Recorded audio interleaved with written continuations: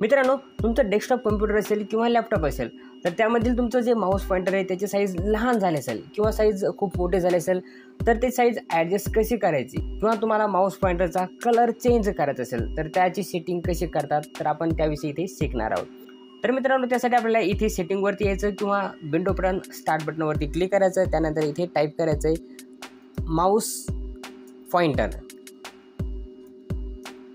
किंवा Mouse colour जरी type केलं तरी ओपन होणार।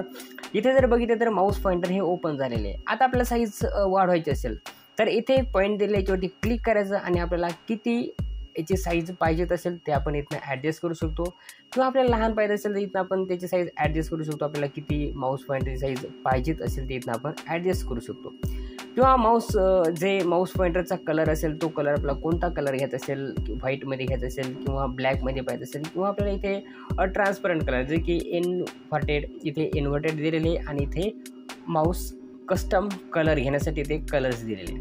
सर्वात पहिला आपल्याला इथे जर ब्लॅक पाहिजे असेल तर ब्लॅकवरती क्लिक केलं तर आपल्याला इथे माऊस पॉईंटरचा जो कलर दिसतो किंवा आपल्याला याच्यावरती जर क्लिक केलं तर इथे दोन कलर दिसतात, एक व्हाईट आणि एक ब्लॅक। जसं की याच्यावरती क्लिक केला तर सध्या कोणता कलर इथे ब्लॅक आहे। जसं आपण या टेक्स्टवरती जातो तिथे आपल्याला एक वेगळ्या प्रकारचा इथे एक कलर दिसतो जसं की ट्रान्सपरंट कलर दिसत आहे।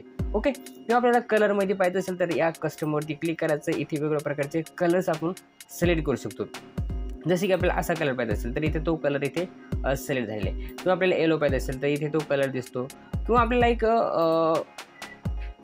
आपल्याला डायरेक्ट एक कलर वेगळ्या प्रकारचा पाहिजे असेल किंवा कस्टम कलर पिक किंवा आपल्याला याच्यापेक्षा वेगळा कलर पाहिजेत असेल तर तो सुद्धा आपण कलर पिक करू शकतो। या प्लसवरती क्लिक करायचं। क्लिक केल्यानंतर इथे कस्टम पॉईंट कलर इथे वेगवेगळे पॉईंटर कलर्स दिलेले आहेत। तर इथे आपल्याला कोणता कलर पाहिजे असेल तो इथं सिलेक्ट करू शकतो। इथे एक ड्रॅग ऑप्शन दिलेले इथनं आपण त्याचा कलर कमी जास्त करू शकतो किंवा ग्रीनवरती क्लिक केलं तर इथे ग्रीन आपल्याला किती पाहिजे असेल तो इथनं ॲडजस्ट करू शकतो। या पॉईंटवरती क्लिक करून साईडला ड्रॅग करू शकतो आणि त्यानंतर डनवरती क्लिक करायचं, तो कलर इथे चेंज होऊन जाणार। किंवा पिक कलरवरती क्लिक केलं, मोर बटनवरती क्लिक केलं तिथे वेगवेगळ्या प्रकारचे कलर दिसतात। RGBमध्ये आपल्याला रेडची किती पर्सेंट कलर पाहिजे, इथे ग्रीनचा किती हवा आहे आणि ब्ल्यूचा कलर किती हवा आहे इथनं आपण ॲडजस्ट करू शकतो आणि त्यानंतर डनवरती क्लिक करायचं। तर अशा प्रकारे आपण माऊस पॉईंटर कलर चेंज करू शकतो आणि इथनं माऊस पॉईंटर पण आपण कमी जास्त करू शकतो। तर अशा प्रकारे आपण माऊस पॉईंटरची साईज कमी जास्त करू शकतो, कलरसुद्धा चेंज करू शकतो। आणि मित्रांनो, असेच व्हिडिओ पाहण्यासाठी आपल्या या चॅनलवरती नवीन असाल तर चॅनलला पहिले सबस्क्राईब करून ठेवा जेणेकरून नवीन व्हिडिओ आपल्याला पाहायला मिळतील।